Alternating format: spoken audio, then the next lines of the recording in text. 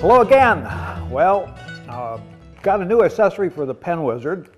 We've actually had it for a little bit of time, but it's been a while. It took us a while to get around to making this video, but this is what it is. This is a depth guide. And this looks a lot different from the depth guide that we talked about earlier on when we first came out with the Pen Wizard. And this is what we were talking about then. This is nice. It works really well, but it'll only work with the Dremel tool, and then only certain ones of the Dremel tool will work with this little thing here. And of course, the way it works is that the tool bit comes down through that hole in the center, and then the wooden part here at the bottom rides on top of the pen and keeps it from going any deeper than you set it for. But we now have come up with a lot more sophisticated little device. And this is our new depth guide. And now we include these with the Pen Wizard when we sell them, because we figure that everybody needs one, and we just throw it in with it. Of course, we also raise the price a little bit to compensate for this. Now, I'll show you how it works. First of all, I have one already installed on this unit here. You'll notice, by the way, that the tool that I'm using here is a Proxxon. And I might mention that we now have a special tool holder here that will hold this Proxxon tool. It's a very nice tool. It's, I think, made in Germany, and it's quieter and seems a lot more sturdy than the Dremel. But I'm not sure that it's that much different. Still, it works very well, and it's variable speed. It's a little more expensive than the Dremel, but it's a nice tool, and I recommend it. Anyway, I've got this Proxxon on here, and when you want to put your depth guide on the unit, you have to first take off. I'll take this one off so you can see how it works.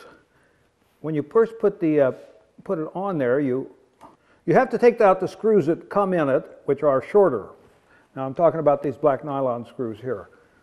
The ones that come with the unit, when you get it, will be the same but shorter than the ones that are on it now. And I take that off of there. The depth guide comes with longer screws right in with it. So they're on there. And also then thumb screws to tighten it up on the bottom, which are not there originally. So this is what it looks like originally without the depth guide on. Now the depth guide, it looks kind of complicated, but once you get used to it, it's pretty easy to use. It has a little spring in here at the bottom that keeps it in its up position all the time, which is where you want it when you're using it. So anyway, you just take this and you slide this foot, and this is adjustable. You can adjust this foot in and out this way, and it also has an adjustment here which allows you to adjust the depth. It doesn't adjust very far, but you don't need really to adjust it very far, and that's what that's for there. Okay, now I'm going to put that right on there, and I slide that foot over the bit like that, and then I'll take the thumb nuts and start them on there and get it down so it's about where I want it. Now you want to make sure that your bit is in the center of that slot in there, and that you're using an 1/8 inch bit. You can't use any wider bit or it'll grab the sides of this, so when you turn it on, it'll ruin your day. So anyway, you put these on like that and tighten it up, and now you can see that the bit, although you can't see it at that angle, is just barely coming through below this foot. All right? I guess you can see it pretty good. Anyway, that's how it works. Now, you can adjust how deep this goes into your wood by turning this little knob here, and you can see it go up and down. Okay? All right. And now, again, this bit in here right now is the rope turning bit, which we have just modified again, and it's a little better than the first one we had, but it works pretty well, and I'll show you how that works.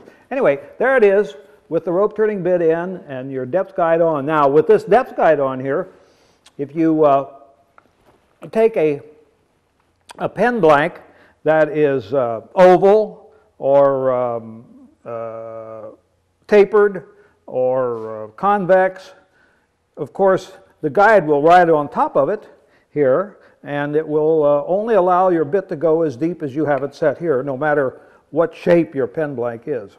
So I'm going to put this in here, and I'll take my cut.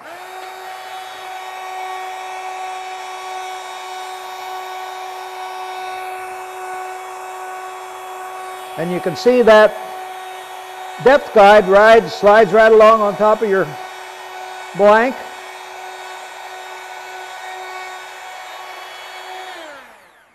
And then, when you come back,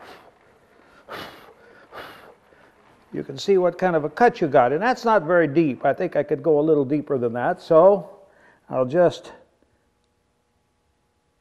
turn that a little bit like that. And we'll do another one. And see if it's in the same place. And we'll see if that's deep enough.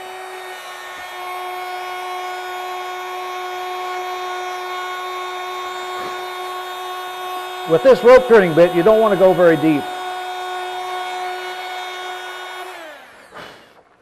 All right. Yeah, that's pretty good. All right, now I'm going to turn it 1, 2 on there, and we'll make another one and see if how that looks.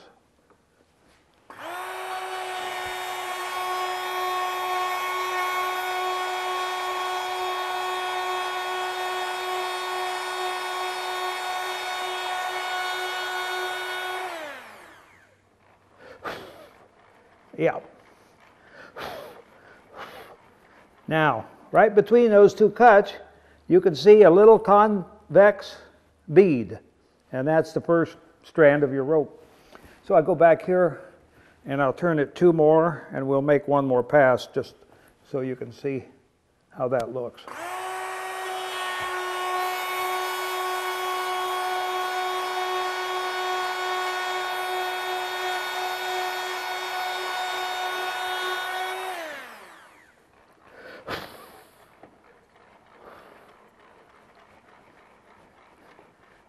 And so there we have the second strand of our rope.